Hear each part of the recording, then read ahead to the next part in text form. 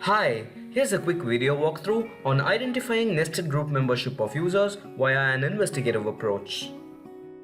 A user can be a member of groups A and B in a direct manner. Say group B is linked to a top-level admin group in a nested manner. We are aware that the native Active Directory users in Computer Console can't really help you figure out the nested group membership.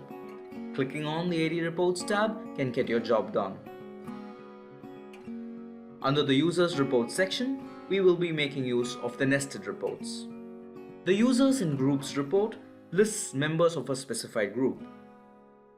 On the other hand, the Groups for Users report gives you the selected users group membership both in direct and in nested manner. Clicking on the Groups for Users report. In this example, I've pre-created a test user account who is a member of a nested group called the IT Technicians Nested Group.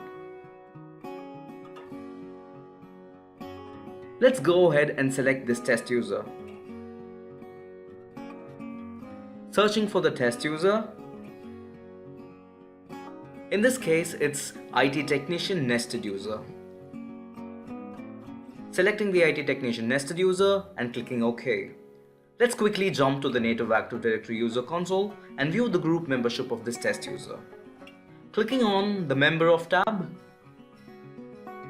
the user is shown to be a member of the Domain Users group, the IT Technicians group, and the IT Technicians Nested group. It's pretty evident that only the direct membership are visible right here. In this case, 3 groups.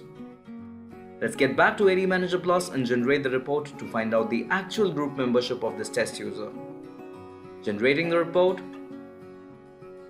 Much to our surprise, it's not just that the user is a part of 3 groups, but instead he is a part of 9 groups. Additionally, the administrators group, the domain admins group, the enterprise admins group, and even the schema admins group. And this is primarily because the IT Technicians Nested group is a member of the domain admins group, enterprise admins group, and schema admins group in a nested manner. This level of insight serves to be greatly helpful for an administrator from a security standpoint.